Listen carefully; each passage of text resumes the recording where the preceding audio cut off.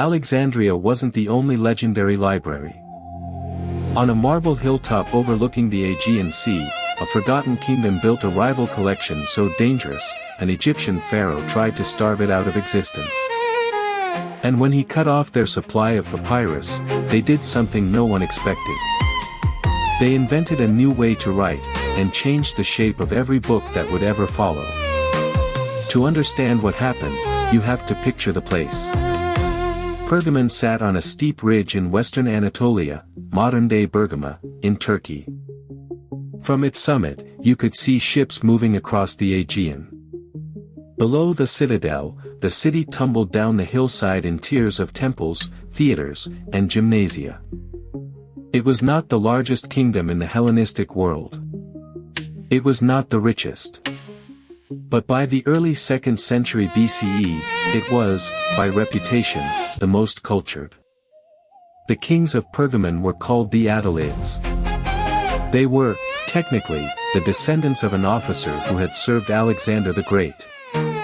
When Alexander's empire shattered after his death, his generals carved the world into competing kingdoms, and the Attalids inherited a small patch of it. They were latecomers. They were outsiders. And they knew it. So they did what new money has always done. They bought taste. The Attalids spent their fortunes on philosophy, on sculpture, on architecture, and above all, on books. Agents fanned out across the Mediterranean with chests of silver, buying every scroll they could find. Plato, Aristotle, Homer. Treatises on medicine, geometry, astronomy, agriculture. The kings paid premium prices, and word spread. If you had a rare scroll, take it to Pergamon. They would not haggle. By the time King Eumenes II came to the throne, the library had swollen to an enormous size.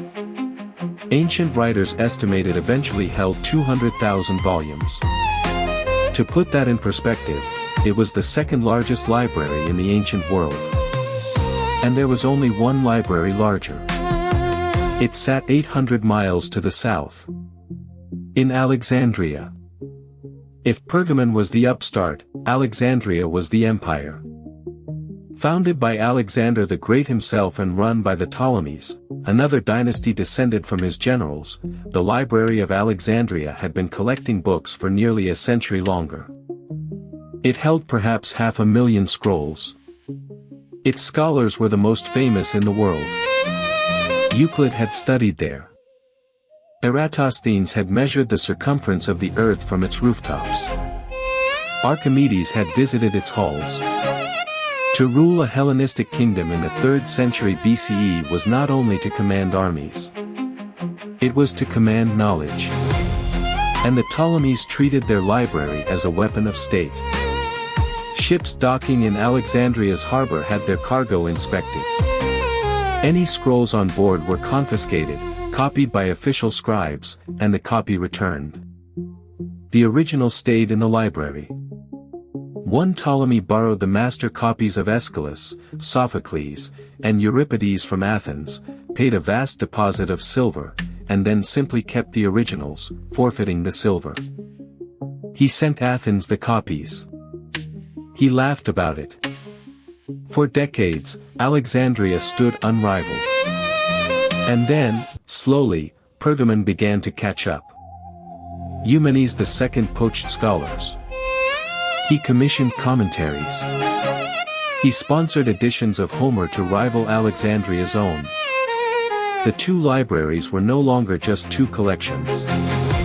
They were two competing visions of who controlled the memory of the ancient world. And in Alexandria, the Ptolemies noticed.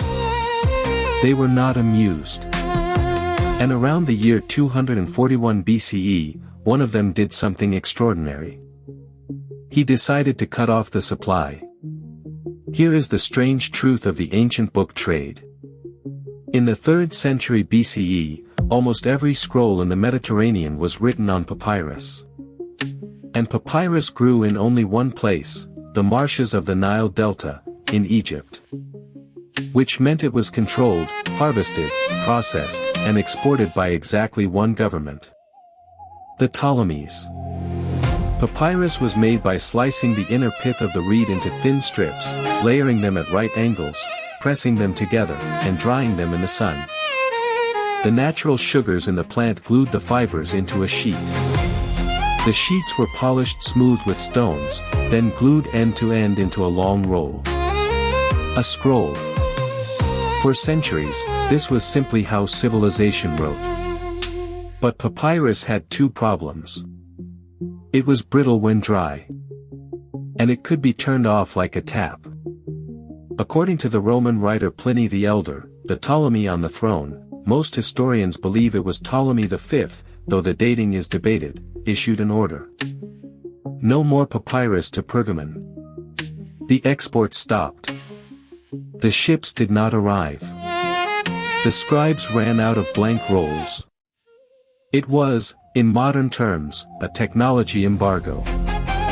Cut off your rivals' access to the raw material, and their library cannot grow. Their copyists fall silent. Their scholars sit idle. In one decree, the Ptolemy could choke the rival of Alexandria into intellectual starvation. Or so he thought. Because in Pergamon, in the workshops below the citadel, someone, we do not know their name, was about to solve a problem that would outlast every kingdom on earth. People had been writing on animal skin for centuries. Egyptians used it for special documents. So did Persians. But the skins were greasy, uneven, dark in color. You could write on one side. The ink smudged. No one used animal skin if papyrus was available, any more than we would write a letter on sandpaper if we had paper. What happened in Pergamon was not invention. It was refinement. The Pergamene craftsmen took the skins of young goats, sheep, and calves. They soaked them in baths of lime to loosen the hair. They scraped them down to a thin, uniform layer. They stretched them taut on wooden frames and dried them in the sun. Then they scraped them again, and again, until both sides, were smooth and pale and could take ink without bleeding. The result was something new in the world.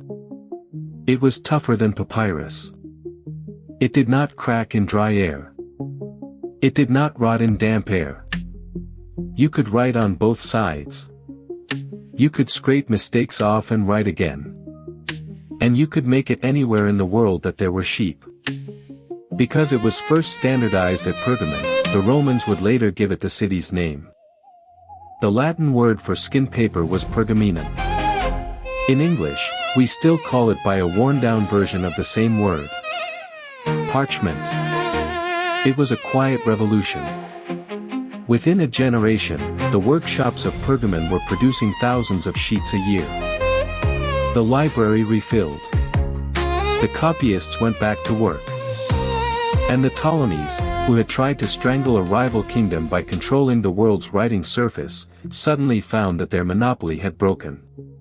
But the consequences of what Pergamon had done were only just beginning. Think about a papyrus scroll.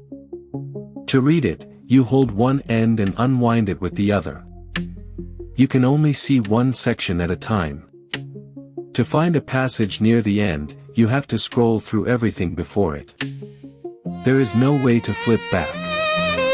There are no pages. There is no index. Now think about parchment. Parchment was tough enough to be folded without cracking.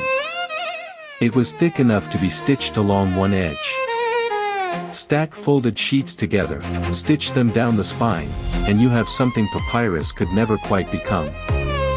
You have a book. The Romans called it a codex. And while the codex form took centuries to fully replace the scroll, every codex, every bound book that has ever existed, descends from the kind of writing surface that Pergamon perfected. Bibles. Qurans. Medieval manuscripts. The first printed books from Gutenberg's press more than 1,000 years later.